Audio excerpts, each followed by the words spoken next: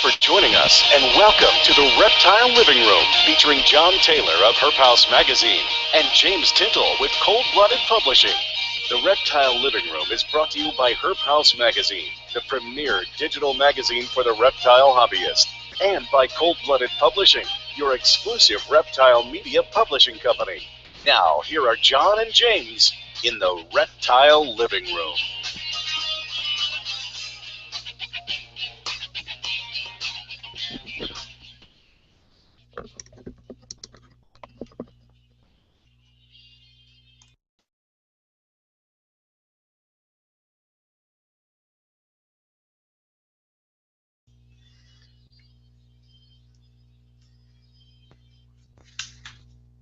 Good evening, and welcome to another broadcast of Reptile Living Room. We're the only independently produced and distributed live reptile broadcast available today. Each week, we bring to you a specific panel of herpetoculture and herpetological respondents to discuss the various aspects of our community and current events impacting and affecting herpetoculture and herpetology. Reptile Living Room also brings modern-day technology to our community through an interactive platform. Interact with our hosts, guests, and other like-minded individuals on the Reptile Living Room YouTube channel live during the show. I'm your host, James Tintle of Tremendous Tricolors, and I'd like to introduce my co-host there, John of Herp House Magazine. John, how are we doing tonight? John, you there? Well, I guess John's not with us tonight. I think he, where'd he go? Anyway, besides John, we have Chad, our executive producer over there. Say hello there, Chad. How's it going, everybody? How you been there, Chad, while we're waiting for John to get his technical difficulties all set and worked out over there? I've been wonderful. Been helping my buddy set up some new cages today for... He got some jewel lacerdas and some bearded dragons come in today, so great. Set cages up all day. That sounds like fun. Oh yeah. So anyway, we have an actually interesting show today, but before we get into our panelists and our guests on the show, we're actually waiting for a couple to join us. I want to visit our sponsors a little bit. We actually have one of our sponsors is actually on our show tonight, Rachel Wintjen of Happy Gecko's Sticky Situation. And Rachel, I think I got it right this time. Did I do it correctly? You sure did. All right. Finally, after about 7 weeks of saying it, I think I got it correct. I laugh every time too. Almost as bad as Daniel Parker and the Sunshine Serpents. So, tongue twister. Anyway, so we got that, and oh, there's John. Hello. Glad you could join us tonight there, John. Jiminy Christmas. Google all of a sudden just like completely freaked out on me and decided, no, we're not going to let you do anything. And I was like, oh, well, that was okay. Well, I'll just restart and hopefully they'll figure it out. Well, hi. Well, good thing you have a co-host like me to help you out with the intro. Yeah, no kidding. Jeez. Boy, oh boy. So, how much of this did I actually miss? Not much at all. We were just getting into the sponsors. I had to do the tongue twister of Happy Gecko's Sticky Situation for Rachel. So I got that one down pat tonight. Awesome. So it wasn't like my rocket intro or the Daniel Parker Sunshine Serpent? Yeah, Sunshine Serpent? No, not at all. So who else do we have for sponsors tonight? We have Reptiles Express, Reptile Shipping. Express, for sure, Reptile Shipping. We actually did some comparisons. For those viewers that are actually listening, or watching rather, we did some comparisons today on a question that was posed to me. I won't go into company names. I'll just say if you find the post that that this is regarding, it's out there.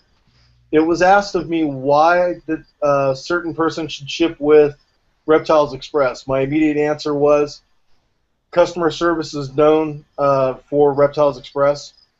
to be well above and beyond anything we've ever heard of. And then they said, well, other companies are offering this coupon. Does Reptiles Express offer that coupon? I told that individual I would look into it. I have yet to look into that. I have to get an email over there yet. However, we did some comparisons, and with those comparisons, even with the competitor's coupon, Reptiles Express was actually the same price after the use of the coupon. If not cheaper in some If not circumstances. cheaper in some cases. Yep. So, there you go. Reptiles Express, check them out. We also have Digital Aquatics, the Herp Keeper, which we're going to be reviewing in a photo blog soon, as well as Blue Maestro and Kirsten out at Blue Maestro. And awesome. I'm sorry? The Tempo device, yes. The Tempo device. Yeah, it's an awesome thermometer, and the one that Jimmy has actually does humidity as well. No. Review on that. Not yet. Oh, no. I won't have that one. And I'm Kirsten and I talked. I may have it with me at Daytona.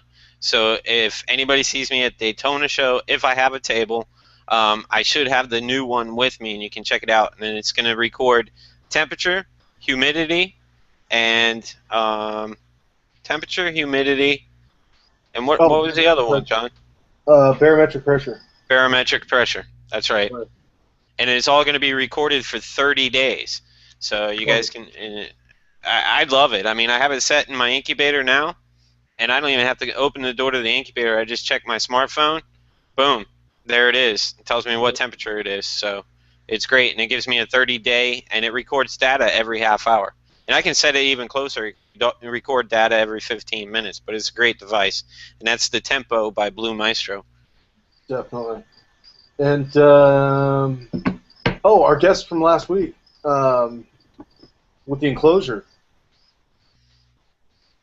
Oh, Frilled Warrior Project. Frilled Warrior Project, thank you. Gee, Christmas. Yeah. I didn't want to say Wounded Warrior, and I was like, no, it had a reptile before the warrior part, and I couldn't remember what reptile it was for some reason. Yep. Yeah, Frilled Warrior Project. Definitely check them out on Facebook. Awesome program. Custom-built enclosure. And basically, it's the enclosure, the animal, the whole 9 yards. And it's being raffled off. And 90% of the proceeds are going to the Wounded Warrior Project to help recovering vets recover, find jobs. Just the whole Wounded Warrior Project is just awesome. Yeah, and Chad, if you would, could you post that link in the YouTube comments for our viewers, along with Blue Maestro and stuff? Post those links down there in the comment section, and that way anybody that wants to support the Frilled Warrior Project can do so from the show tonight. Thanks, Chad.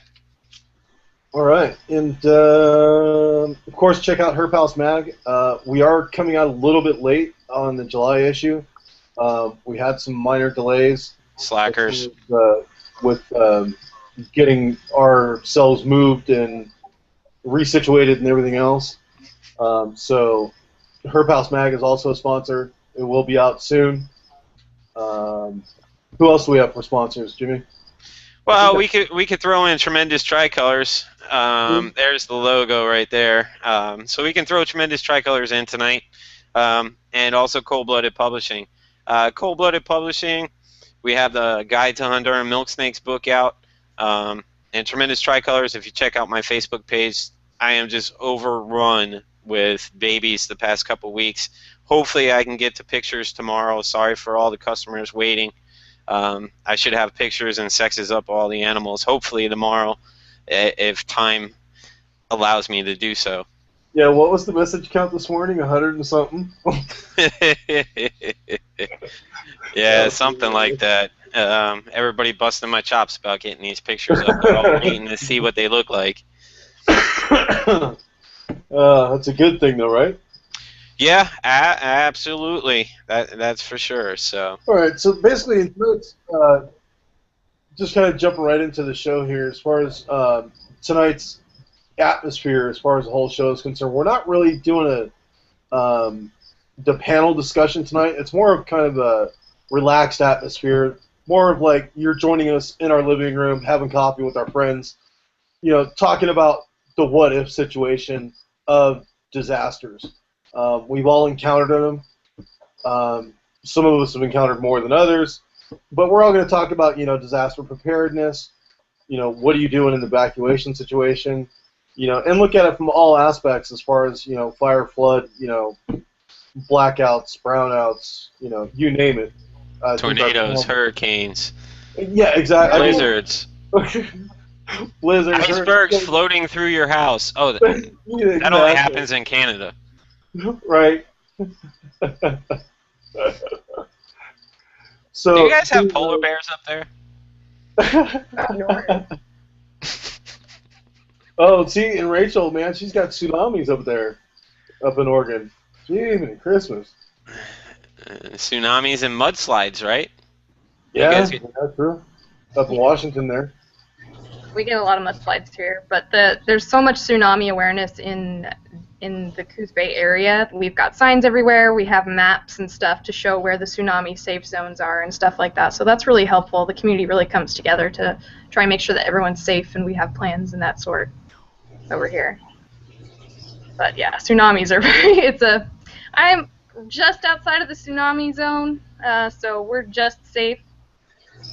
Luckily, we did that before we moved. We checked to make sure that we were in the tsunami safe zone before we moved, and that was pretty important to us because it's pretty close. They happen. It's about that time for them to happen anyway. So I've never ever witnessed a tsunami in any time. I say grab the surfboard. Let's go. A lot of people do during storms, and when we had that back when Japan had that tsunami, we had a huge tsunami warning here, and people didn't go to work, and everyone. I was working at the bakery at the time, and I would be at work at 4 o'clock in the morning, and I get up. I haven't heard the news or anything yet. It's 4 in the morning. I didn't even know there was a tsunami. And I get to work, driving to work, I'm like, what's with all the traffic? Everybody was taking their RVs out of the area. It was crazy. And then there were the crazy people that were down at the beach, trying to watch the waves. It was pretty nuts. So now, as far as our guests tonight are Rachel Wintjen, as Jimmy had said, and Jimmy, did you introduce Chad or Becky at all, or? Well, everybody should know Chad by now. He is our executive producer and has been on the show since the first one. So sorry if nobody knows Chad, but let me introduce Chad one more time. Chad Burns, our executive producer. I had to tie him in because you were having technical difficulties, so I had to put him on the spot tonight. And then Good for Chad. Our other guest is Becky Billard of herpetoculture.com. She is the content manager for herpetoculture.com. And welcome to the show, Becky. Thank you. And unfortunately, we had 2 other guests that were planned tonight. Both so far having technical difficulties. Tom Crutchfield and Bill-Rulon Miller. Shout out to both those guys. Hopefully Tom will be able to chime in here shortly. But so we'll try to get those 2 guys on as well. Yeah, for sure. Now, as far as the natural disasters, Jimmy, have you ever, because you originally grew up in New York, is that correct, or New Jersey? Yeah, I grew up on Long Island, on the North Shore of Long Island. So, of course, up there, I mean, you have the winter blizzards and the occasional tropical storm or hurricane. I wasn't up there for Superstorm Sandy, thank God, but so we did have the occasional storm, but the whole time I spent there, really there was no major natural disaster while I had animals. And now, I live on the west coast of Florida, so now it's the big hurricane time frame, and it's kind of, make sure you have your emergency management kit for your animals in place, and that's what we look at down here in Florida. I mean, because look at all the hurricanes that have blown through, Andrew, Rita, all that stuff. So yeah, and that most recent one too, the Hurricane Arthur, or and then tropical storm, or Yeah, I mean, that did. how did that all work out? How did it start, and what did it end up being? Because I know when it finally hit us here in New Brunswick, it ended up being downgraded to a tropical storm. But when it was off the coast, it was still a hurricane warning. Right. Well, Hurricane Arthur actually started just off the coast of Florida, and it was a tropical storm, tropical depression, tropical storm for a couple days. It didn't become a hurricane until right before it hit the Outer Banks of North Carolina, and actually skirted the Outer Banks as a hurricane in North Carolina, and then really gained speed up towards your area, John. So really, North Carolina would have been the ones really get, the major effects. We didn't feel too much on the west coast of Florida. East Coast had a bunch of rain, which is pretty typical for Florida this time of year. But North Carolina would have felt the hurricane effects, and definitely there was some electricity lost, and I didn't see any major flooding, but some minor flooding as well. Yeah, we had some flooding around here, and definitely some power outages. And that was one thing that I got had to get used to real quick when I moved up here last year is power outages. And by power outages meaning not the normal power outage that I'm used to is like, okay, we don't have power for a couple hours, and then next, but we're now in Canada, we're talking we don't have power for like a couple of days. People still don't have power from that today. What's that? People still don't have power here in New Brunswick from Arthur today, actually. Yeah. And that's going on, what, 5 days? Yeah, it's kind of crazy. But there was, I think, in our province, like 100,000 people without, which doesn't seem like a lot to most people, but that's probably half of our province. Wow. Yeah, So, now, talking about preparedness, how do you, what do you do for your collection, Jimmy, as far as, if you had to, a moment's notice to, get underway? right. Well, living in Florida, you have your power outages. Of course, typically they come with tropical storms, sometimes with thunderstorms, but typically with tropical storms and hurricanes, we'll have our power outages. Of course, with a hurricane, and if it's a higher category hurricane, we really have to be prepared. Back in 2004, we had Hurricane Charlie, which was scheduled to actually come right through my area, and actually went in south of us. But since that storm, I've really put in a good management system for my collection because it has grown so well, so large. It'll take me a little while, but when it comes to just typical power outages, I have a generator on hand that can run a window-sized unit to make sure that my room stays cool enough for whatever days. I mean, however long. At least the snake room will stay cool enough where the snakes won't overheat, or if I have eggs, like I have eggs this time of year, that they won't reach up into the 90s. So, of course, I have a generator. Now, to prepare for a major storm, I have snake bags, deli cups, and everything's marked. So on top of, I have everything in a rack. If anybody's seen my snake room, I have racks. On top of the rack, I have a shoebox that has all the snake bags, and all the snake bags are labeled with all the snakes inside the rack. So all I have to do is pull the shoebox out, pull the bag out, put the snake in it, tie it up, put it in a box. It'll probably take me about 2.5 hours to bag up everything in my room, not including babies that have hatched. I can bag and box everything up. I keep large boxes on hand that are already pre-labeled or have my return address on them, and they're labeled for a buddy up in Tennessee. And I have it all pre-worked out. So if I have a Category 3 storm, Category 4 storm, or even a Category 5 headed anywhere near my direction, they will be bagged, boxed, and shipped immediately. And up there in Tennessee, I actually set him up with temporary containers for everything. So I can drive up there and, take care of everything that needs to be done, or he can just temporarily set them up for a few days before bagging them and boxing them and then shipping them back. So that's pretty much how I have it handled for a major event like a hurricane.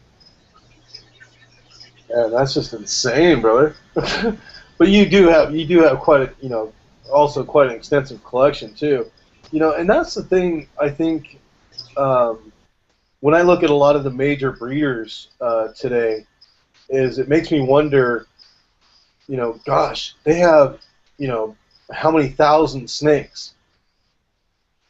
What, you know, earthquake? You know, like a, you know, act of God, like we're talking about.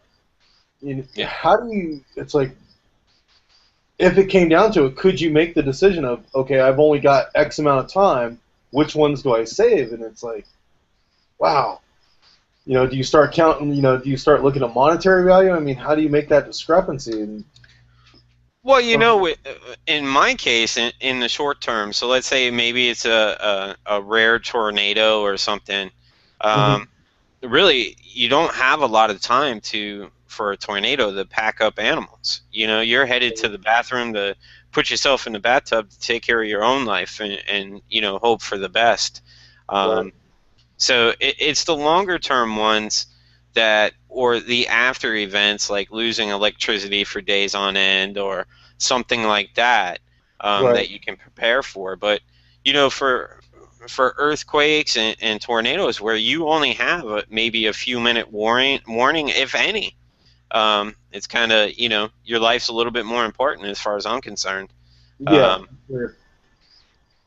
But you know, the one thing is everybody should have a plan, especially, you know, during hurricanes or like on the West Coast, tsunamis, where you have, you know, a few hours, or wildfires in California. John, you lived in California with the wildfires.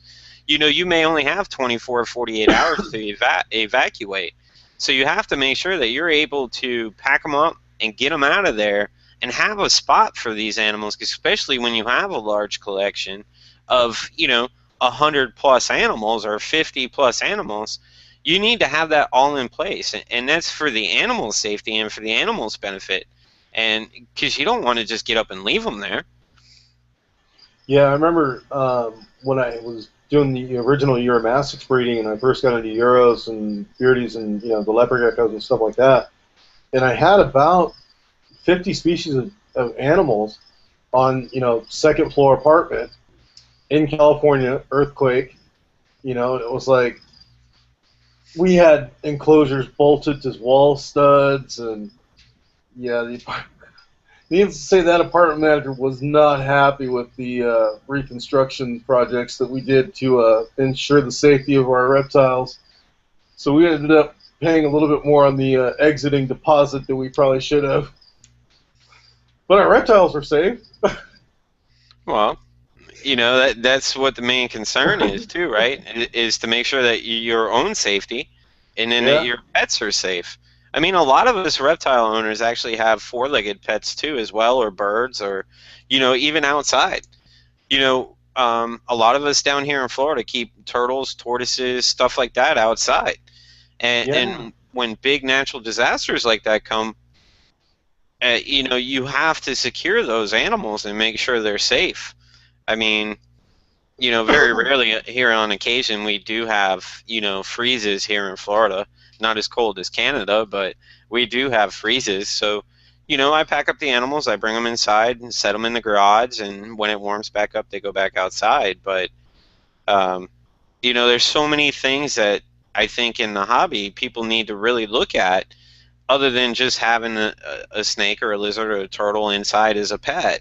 If you have multiples, you really need to contact people either out of state or, you know, further inland to be able to take care of these animals for the short term and have it set up. I mean, it's pricey. I mean, setting up, I have 500 snakes, and then setting my buddy up in Tennessee with temporary housing for 500 snakes is pretty pricey.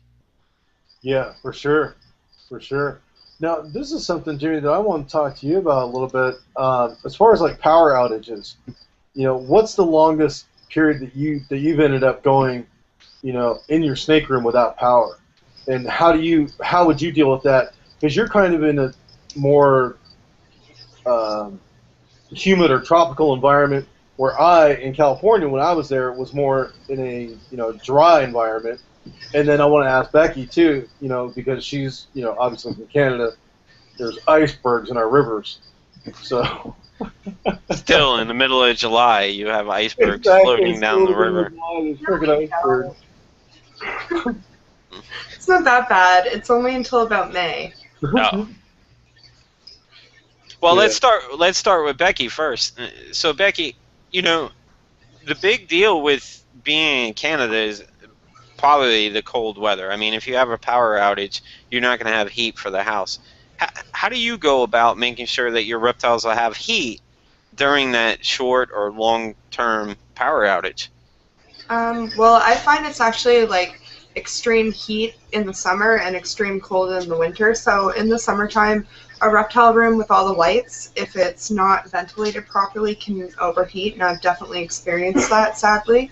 And I've also experienced like 2-day power outages where it's minus 30 outside and the house is not going to be heated. So when that happens, your pipes will burst, your house will freeze, and you basically can't stay there. So what I did when my collection was smaller was, if I knew it was going to be an extended like snowstorm for a few days, I would actually go and stay with someone else who had power, if I could. If not, I actually have a full drawer of the little reptile heat packs that you shake, not the glove warmers, but I do have those extra in case I need to add heat to an entire box of things. But basically, I just have to make sure I have that, hot water bottles or a way to have hot water, as well as a lot of insulating materials and shoe boxes, lots and lots of shoe boxes. So you basically take the animals out of their enclosure, put them in a shoebox, and make sure you have a heating element by the 60-hour heat packs or 72-hour heat packs, and you just kind of pack them up like you were going to ship them, so that way they stay warm. Yeah, basically, and I keep a lot of like warmer reptiles like bearded dragons and uromastics, so, and they're pretty, like, they're okay with going into a pillowcase or a snake bag. They're not ecstatic about it, but they calm down after a minute once they have heat and they're in the dark in that sort of environment. They feel like they're in a little cave and they sort of just rest. I do check on them all the time with the temperature guns and such.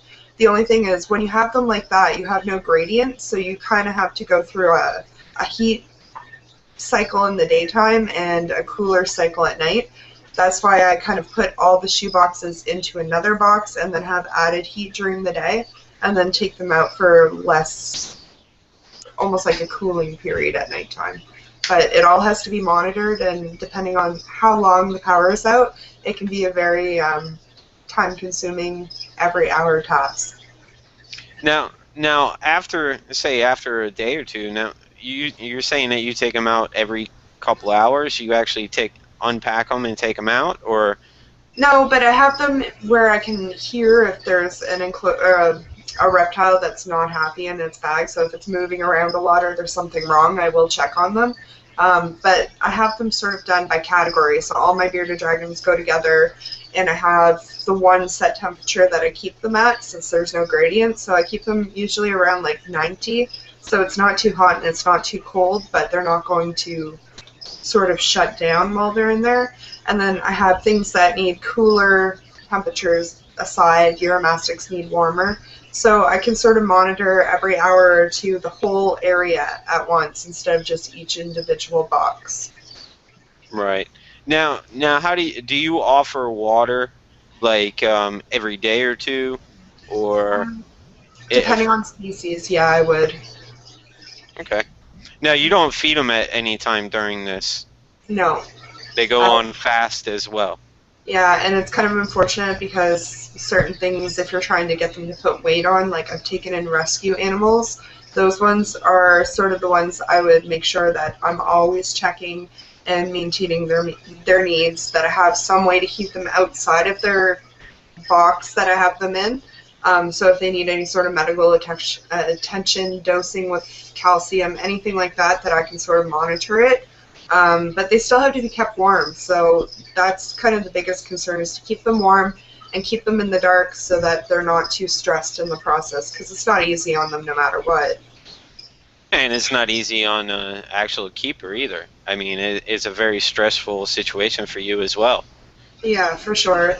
You just want to make sure that their body systems don't start to shut down and that they don't become so stressed that it's hard to sort of reintroduce them. It's almost like restarting your entire collection when it's a 2-day power outage. Right, right. Well, let's move along to actual Rachel, because I want to get some information. Now, Rachel, you keep cresties, right? Crested geckos? Yeah, I've got 12 crested geckos, and well, I have 10 species of geckos. Well, So. you have some that actually come. Now, cresties are they? Do they need higher humidity than the others, or are they a dry species as well? They're a very humid species, between 50 and 60. During when I miss them, I try to get them up to about 80 to 90, and then during the day you want it to drop down to about 50, 60. So they need actually a humid cycle. Okay. So say you come into an emergency situation. How do you keep that higher humidity for those animals? I have deli cups for everybody, and if I've never actually had an emergency situation that I've had to take any action to try and help my animals, but what I do is I have my little deli cup. I have a little kit that I have with deli cups, paper towels, mists, the misting bottles and all that stuff with all the water solution, all that. In case there is an emergency situation, you just take the punched deli cups, they've got little holes in them, and then you put the paper towel in, moisten that really well. If it's a day or two, they should be okay with not super high humidity. As long as they have water to drink, they're fine.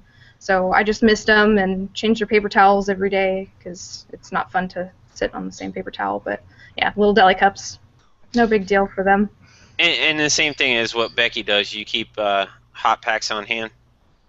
Yeah, I have heat packs, cool packs, because the cresties are a little bit more susceptible to overheating. If they get above 82 or 83 degrees, they can get heat stressed. So I do have cool packs, and I actually use a cooler if I need to do any temperature changing for them. With the cool packs or the heat packs, I have a cooler that holds the temperature a lot better with probe gauges and stuff to monitor temperature. And that's where the Blue Maestro Tempo comes in really handy too, because you can just put it in the box, and you won't even have to open the box to really do the air exchange. You can actually look on your smartphone and say, oh, okay, it's cool enough, I don't have to change anything, or hey, it's warm enough, I don't have to change anything. So I figure I'd plug that for Blue Maestro again, but yeah, that would be really cool, actually. But it'd be like an essential for every emergency kit, basically, going forward. It has to be.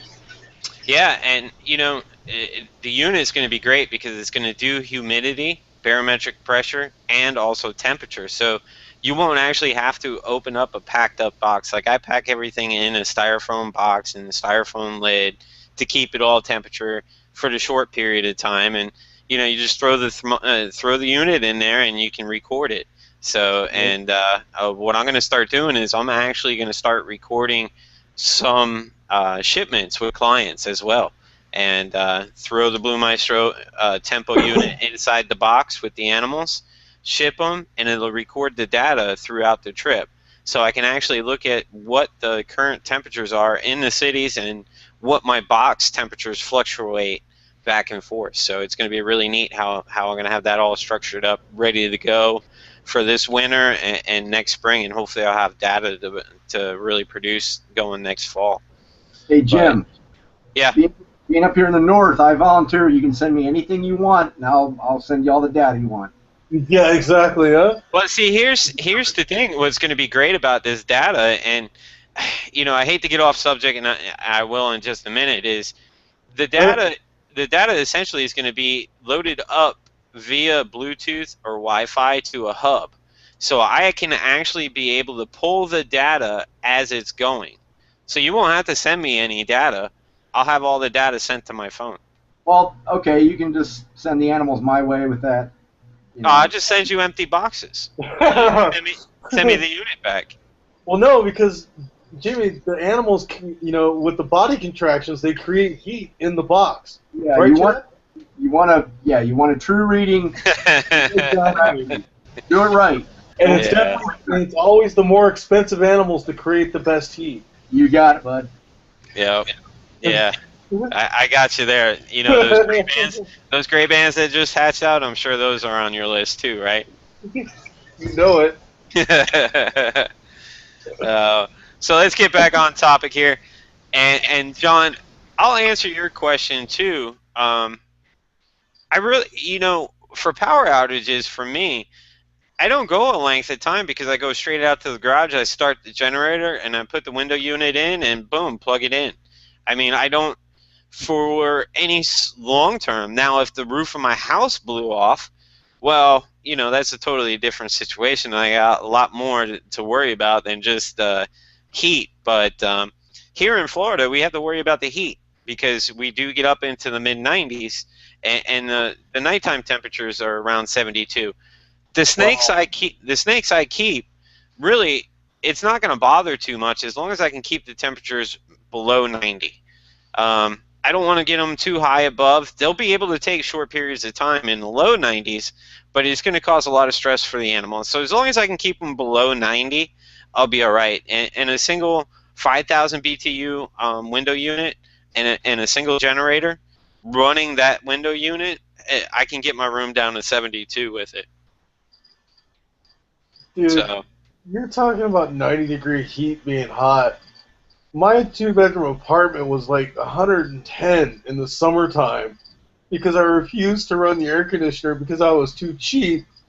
And that actually plays to something else that I wanted to bring up, which I'm bringing up in my newest article in Herpetoculture Mag on living with reptiles and moving, which also actually Rachel wrote about for Reptile Apartment just recently about moving with reptiles, which was an awesome article.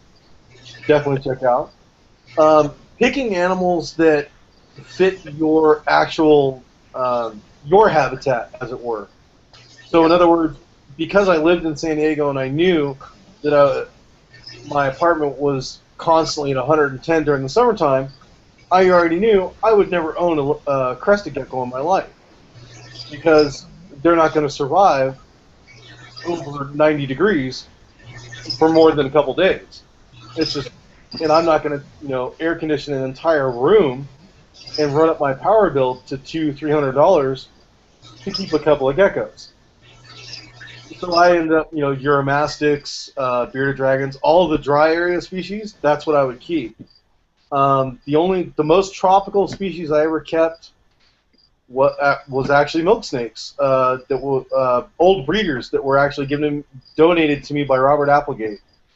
He gave me a couple of his old breeders for the, I want to say it's Meristics, and you probably going to correct me, the coloration for the king snake to coral snake. Is that the Meristics, Steven?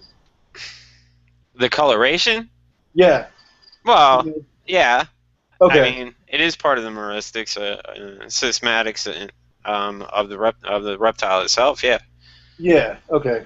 Because that's why he donated them to us, as we were showing the kids, a coral snake, red to yellow, milk snakes, red to black, whatever.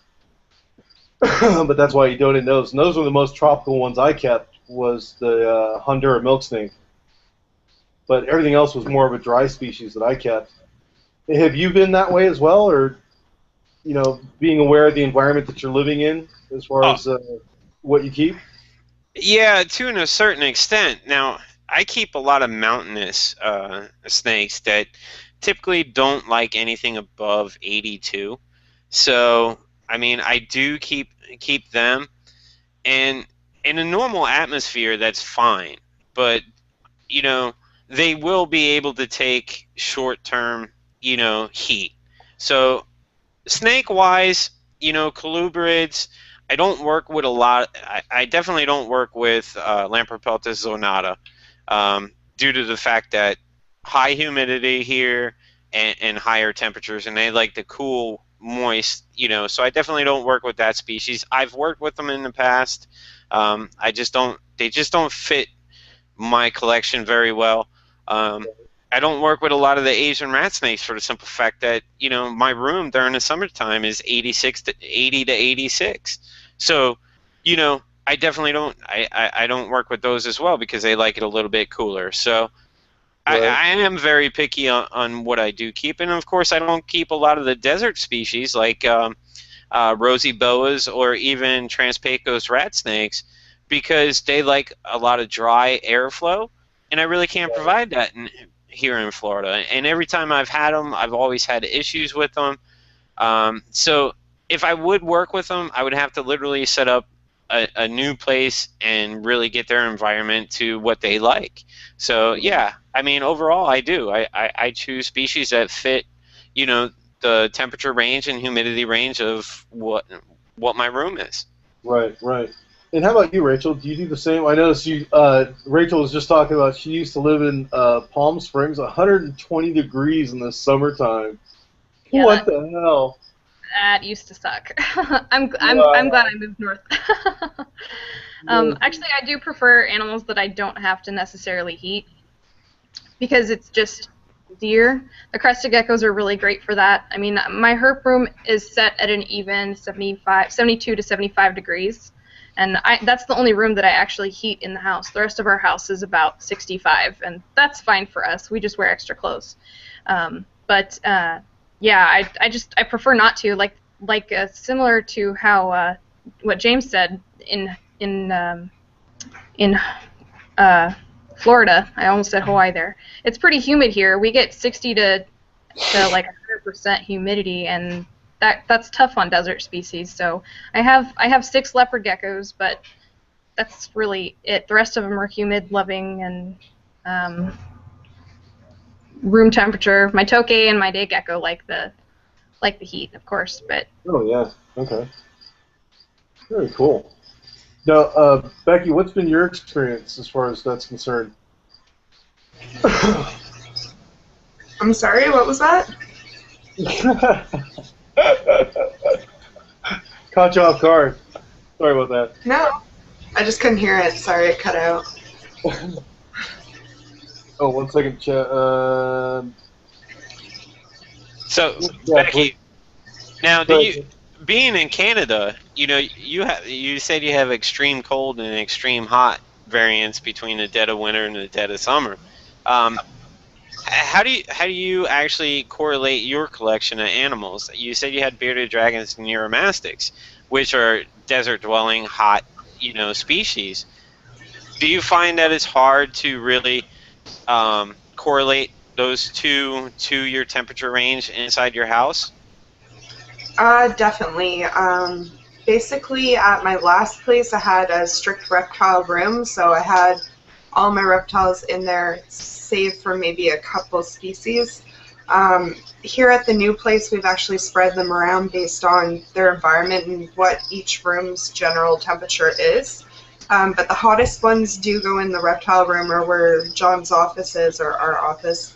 And the Euromastics are out on their own, so they cost us more to heat. But our usual temperature in here can spike up to 90, and at the last place it could spike up to about 110. So it's kind of a lot different here than at my last place. But definitely the heat comes into play for what room has what reptile in it. Great. Well, John, let's try to touch on, you know, not only natural disasters, but maybe we want to touch on what happens if somebody gets ill too, as well. You know, That's another thing too. That, you know, that's a hard one to tackle. A lot of people, you know, nobody wants to think about it, but you know, it's something we always have to think about because accidents do happen. People do become ill, and a lot of these species, you know, especially, you know, not that I'm, you know, that old, but you know, I'm getting up there, so you know, it's starting to think about species. You know, okay, what can I keep because you know I'm going to be dead in 20 years or you know 30 years, whatever. You know, you have to start thinking about that kind of stuff. You know, so it's like you're not going to go out and buy a Galapagos tortoise right now at, you know, 45 years old because it's like, what are you going to do with it? oh, I am. But then again, I have 2 daughters that'll it'll be handed down to, and they'll be more than willing to take care of it for their lifespan. Yeah. And hopefully I'll have grandchildren that'll want to keep it for their lifespan as well, because I'm sure they'll outgrow 3 generations of us. Yeah, no kidding. Yeah. But yeah, I mean, it is. It's a topic nobody really wants to discuss, and it's something I actually, in the past 2 years, I actually lost both my father and my mom. And at that time, it made me realize, what if something happened to me? Where would all my animals go? I only have 2 daughters, and they're too young to take control of of all the animals. Of course, they'll be able to keep whatever they want, depending on where they're at. But where do the rest of the animals go? Who do they go to? So I actually made up and put in my will a list of every animal that I own and who needs to be contacted per animal. And because I label all my boxes with numbers and species numbers, it'll be really easy for an executor of my estate to go in there and see the number on the box, correlate it with who they have to contact, and contact them to send that animal to them. So that's one way of actually doing it. But what about herp societies? A lot of times they'll come into play as well, where the animals get all donated to the herp society. I do have some that will go to local herp societies and stuff as well. But is there anybody else on the panel that has any ideas, really? I mean, God forbid something did happen, and to yourself or to a significant other, that you wouldn't be able to handle the amount of animals. Do you have a plan in place, or somebody to contact to help take care of them? I have like some for a handful, but the rest of them and anything I got is like breeders for my bearded dragons. Those I don't have a plan for. Probably the ones I'm most attached to I do have a plan for, but that seems kind of strange of me to only pick and choose, now that I think of it. Sounds like you need to make plans for some other ones. Yeah, I do. I know I have friends and like through all the groups and all the local reptile keepers here that would take them, but whoever would have to look after that would have to seek those people out. They're not pre-designated like yours would be. Right. And you know what's good, and John, you can touch on this too, is herpetoculture in general is very close when it comes to acts of nature. Like that. Something happening, somebody's always willing to help out. I mean, Yeah. do you find the same way in the hobby as well? Yeah, that's always been my experience. Is when people hit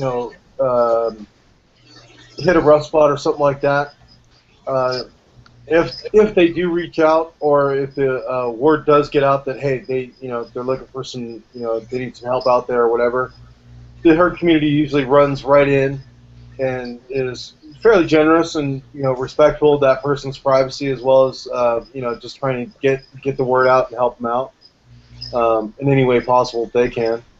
It's always been my experience. All right, so Cheryl Mitchell, one of our weekly watchers here, she has a comment here, and I'll go ahead and read it and put it up on screen. Here in Indiana, our main concerns are power outages and tornadoes. For power outages, we have loads of ice packs in the feeder freezer. We also use those for demos on very warm days.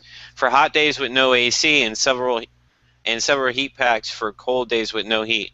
For tornadoes, we always rent a place with a basement, which is a good idea. So the drill is get the bird, dog, cat, and approximately 25 reptiles downstairs quickly, along with the humans.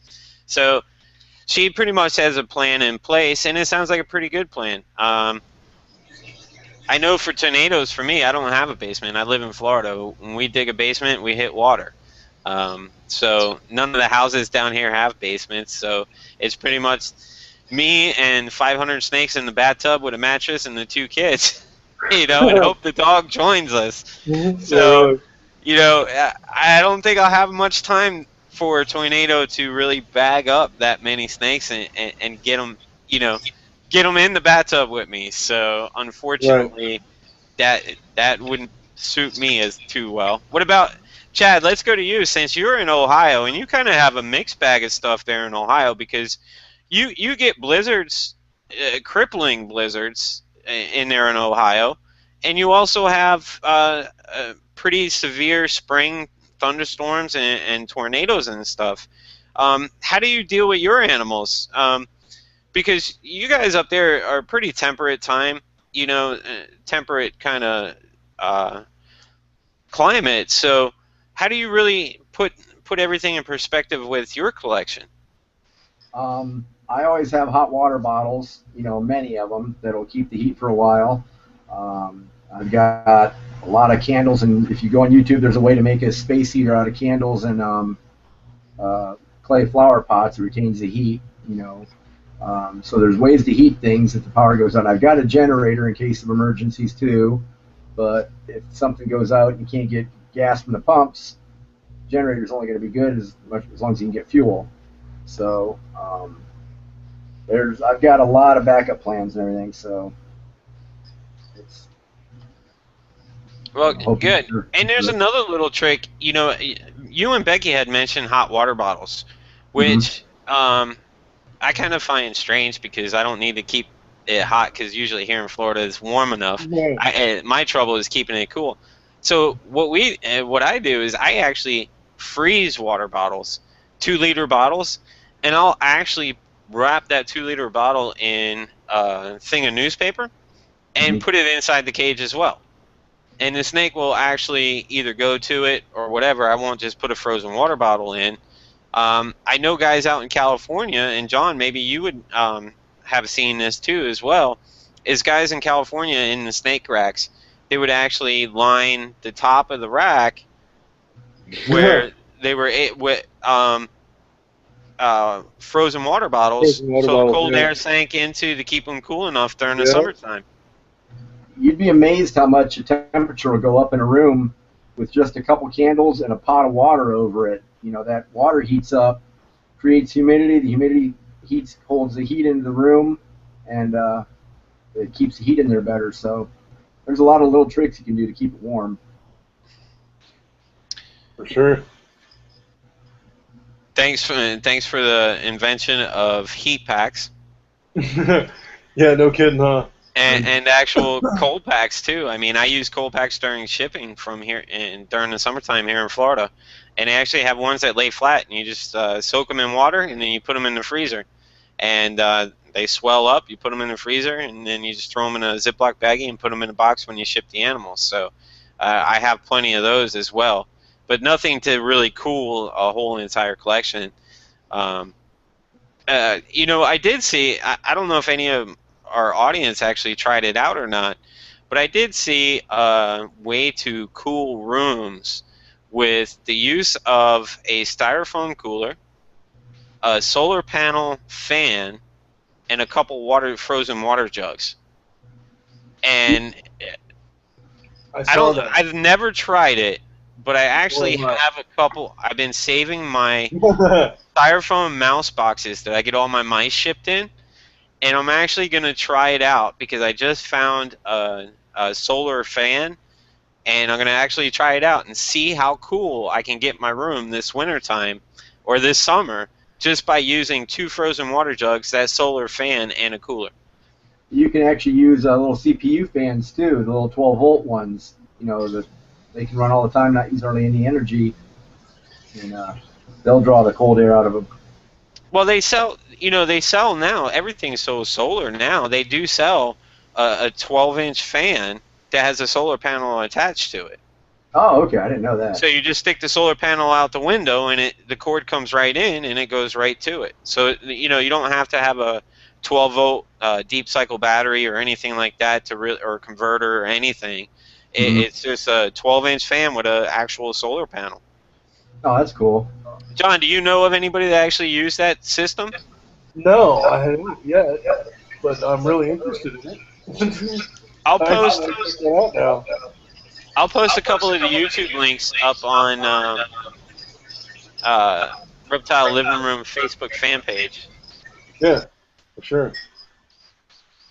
So you guys can check it out. Anybody else have any little tricks or tips on keeping animals alive and protecting them from our natural disasters, or anything else to really catch on? Well, I would say probably if you're going away, to make sure you have somebody checking your room more than once a day. I actually didn't expect it to happen, but I had a Brazilian rainbow boa that was in my reptile room, and one of the fans gave out that was keeping the air around like 82, I think it was. And because of that, that room spiked over one of the hottest days of the summer. It had to be, but we were out of town. And by the time that person checked that night, it had been too hot all day, and my boa had passed. And that was a pretty big wake-up call for not having some form of, I guess, like what the Tempo does, basically, a monitoring system, so that if somebody wasn't there at all times, they would notice and get an alarm as soon as something went kind of out of control. And that would have saved my snake. It was just under a year old. I just got it. It was quite upsetting. Wow. Yeah. Sorry to hear that. Thank you. Well, it can happen, though, in the heat, and it can happen fast. Like, I know, Rachel, with crested geckos, they can overheat in just hours. Sometimes if it gets, I don't know, maybe 93, that's enough to kill a cresty, basically. And it happens fast, and you don't even notice, basically, unless you have a backup system. Yeah, with the crested geckos, there have been several people that have been gone at one of their coolers had malfunctioned in the room, and they would lose their whole collection just because the crusties are very sensitive to over 85 especially.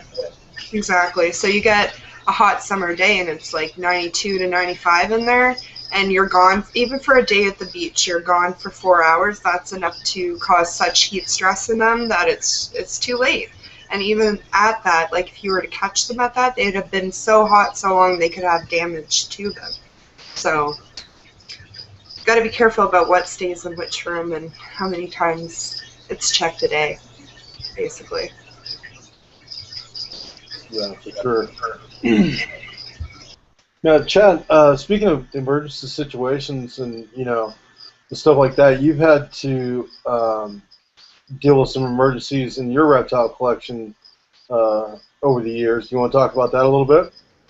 Or would you mind talking about that a little bit, I guess?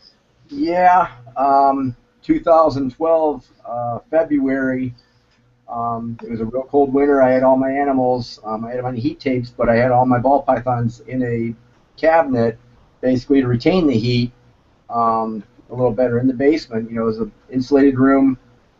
Unfortunately, one of either the heat tape malfunctioned or the thermostat malfunctioned, and it burned through the bottom of one of the tubs.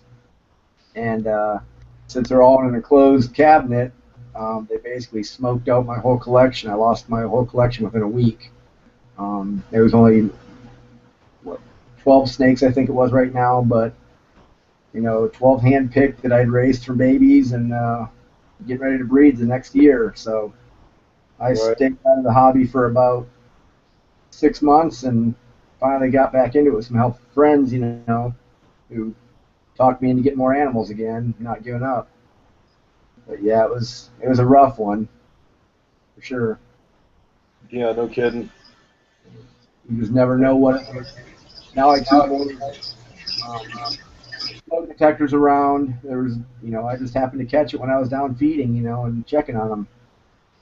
Right. And that's a big issue with the, smoke detectors, in case of fires. It's kind of like, almost like you were setting up a child's room. It's basically how we have to think about our reptiles and our pets. Because just like a child, they don't have any, they don't have opposable thumbs to even react to any, emergency that they might encounter. So, we've got to get these warning systems set up and things like that. Yeah. Jimmy, as far as what other type of warning systems are out there, do you know of any, Jimmy, as far as what might impact you know, a reptile collection? You know, Concern? other than like regular household alarm systems, to contact via cell phone, I was talking with Kirsten over at Blue Maestro, and they're actually working on a system that'll actually, their temple will actually send the data and be able, if it reaches a peak or a set level, it'll actually contact your phone for you. You know, there are actual fire retardants and stuff that are mobile. So if there was a fire, you know, that they would actually, you could centralize it to your room versus the house or whatever. I know some people keep their snakes out in the garage or out in the shed where typically there isn't any, you know, fire safety stuff. So, you know, it's really tough. But most of like the fires that we see come from electrical issues, and it's a real good way to really set a plan with your collection. And I'm talking the mid-sized collections. You know, Chad's was, you know, lower amount of animals, but I'm talking, we have a lot of guys in the ColdBlooded world that have, you know, 50, 60, 70, 100, 150 snakes. So they have a pretty much a room, and a lot of people do have, you know, with geckos and stuff, they have a room committed to their reptile collection. And it's really, you have to find a way to integrate some of the technologies that are coming out into that direct room. And when it comes to electrical issues, check your outlets. I mean, that's the thing. Check your outlets twice, 3 times a year, just like you do your fire alarms, or change your AC, you know, or heater filters. You know, set it up and make sure that you check it. So, like, 3 times a year, I go through my whole entire room. I check all the heat tape, I check all the heat cable, I check all the thermostats, I check all the plugs. I make sure that, you know, there's no black marks in the plugs where it might be shorting out. I check over, you know, all the heat tape, make sure I don't see any shorts. So I do a lot of that, and I dust regularly. I mean, with snakes, we really do create a lot of dust in that room, and it won't take much for one little arc to get a pile of dust on fire. And I think that's where a lot of it may come to play is, you know, people just need to make sure that everything's clean and you check everything. Right. I never thought of the dust being an issue. Like, I've seen the dust that shows up in a couple of months, and I never really thought to sort of check around the outlets or like the actual power bars to make sure they're free of debris, because stuff falls down, and that's something I need to add to my list for sure, just to, because I check heat cable and heat pads and anything like that that's going, and all the light connections, but I don't actually dust anywhere around the bar, which I should be. So. Well, you know, with those bars, we usually set them up where they're upright, and you can grab the little child safety plugs, the little plastic ones, and put them in the empty units that you're not using. So when you have the strip bar, any of the plugs you're not using, some of them nowadays you can just slide it over where it closes off, but you can put the child safety plugs in there as well. The empty plug. Oh, unmuted.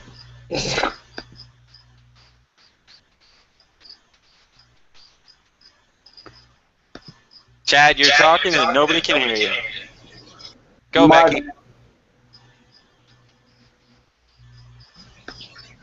Am I muted? You're good now. Oh, I don't remember what I said. Oh, I said empty plugs on power bars means more room for more reptiles, so that doesn't happen. There's lots of feedback when James was talking to Becky. There was lots of feedback. That's what we were trying to get across to you there. Sorry about that, folks. That's why everybody was jumping on the muting the microphone thing and trying to get it adjusted as quickly as possible. It's a Google Live Hangout. What do you want? get all the issues of live. That's why we're not pre-taped. Exactly. Oh boy. And the other thing, speaking of fires, that's the other natural disaster I ran into out in San Diego, Jimmy, was we would sometimes, we would always get the wildfires, usually in the drier areas around San Diego. And then back in October of, gosh, I don't remember what year it was now. I think it was 2009 or something like that. There was one that came real close to our house, and we ended up having to evacuate with our animals. And that was a real wake-up call for us because I had somewhat of a plan in place, but not, something concrete, as it were. So when the time came, it was real interesting to, have that situation thrown on you and not be prepared. So definitely have a plan put together and, yeah, be prepared. It's really scary when you're not prepared and that stuff happens. Yeah, and it's a big financial responsibility too. And I hate going back to that, but when we get these animals, it's a big financial responsibility for us to make sure that these animals are taken care of. And you have to be able to house these things on a whim.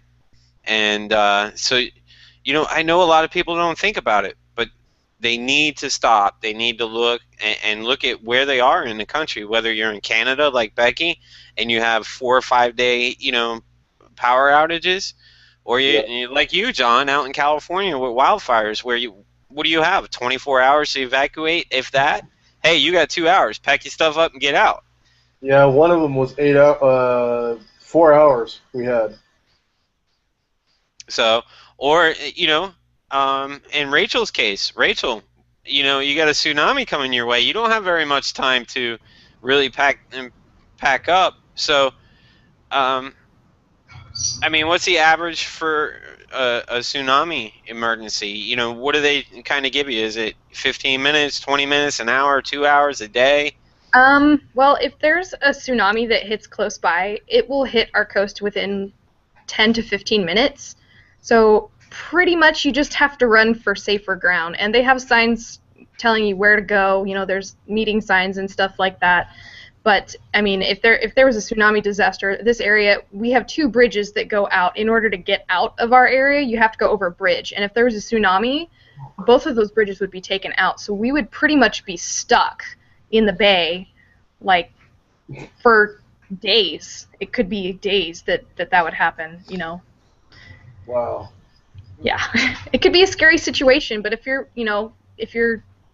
have what you need, if you're prepared, like the crested geckos are really easy because for their food, you just mix up water with their little. I use Pangea Fruit Mix Complete. That's what I use, and I'm gonna try a couple other mixes too. But you just mix that. I have plenty of that always on hand, and that's really easy. And I also breed my own feeders, so I've got that for me. But even with the heated geckos, like the leopard geckos, I wouldn't feed them if we had no electricity or anything like that, because the food can actually rot in their bellies. If they didn't have heat for a long period of time, and that could be worse than. Right. That could be really bad. Yeah, for sure. Dang. So it's basically, coming up with a plan wherever you live. Whether you're living in Canada, whether you're living in Oregon, California, Florida, Ohio. I wish we had Tom and Bill on, because Tom could give us some insight on what he does with the venomous stuff living in Florida, and then Bill in Philadelphia. So, and out in the Midwest too, we have a bunch of herp keepers in North Dakota. You get a lot of tornadoes. So it's all about plans, and hopefully everybody in the hobby takes a moment, thinks about where they are, and writes that plan down. Yep, for sure. Couldn't agree more. So what do you say we take a break, Jimmy? Come back in about 10 minutes? Actually, let's just tidy this one up. Okay. Due to the holiday last week, and holiday weekend, and next week is the IHS also, so it's a pretty big season.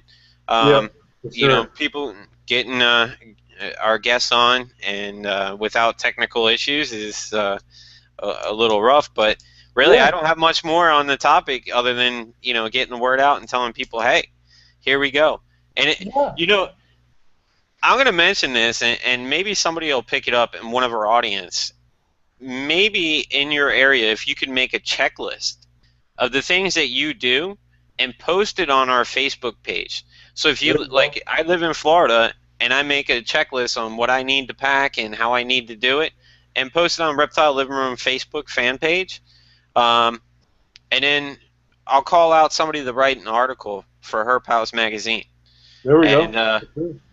just for your specific area, and just Yeah.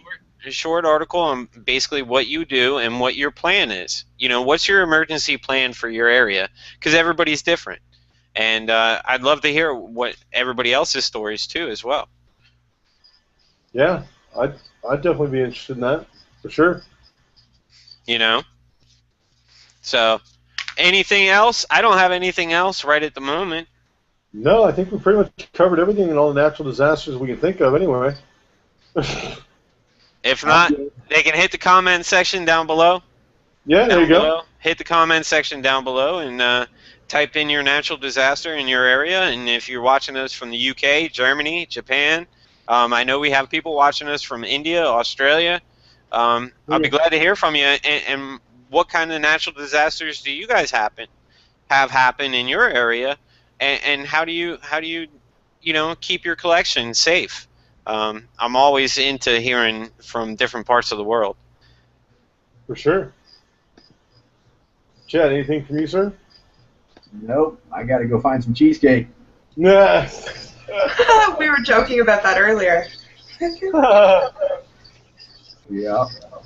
Okay. One of them nights. Here's your sign. Yeah, really. Well, a very special thanks to our sponsor and guest tonight, Rachel Wintjen from Happy Gecko Sticky Situation. And thanks to Becky and Chad for being on the show as well. Appreciate it as always. Mm-hmm. And we'll see you guys next week right here in the Reptile Living Room. Jimmy? That's it. Next week, Thursday nights, 9 o'clock. Catch us on YouTube, and we should have event pages up earlier this week, so hopefully we'll get to see everybody next week. Thanks a lot, and have a great weekend.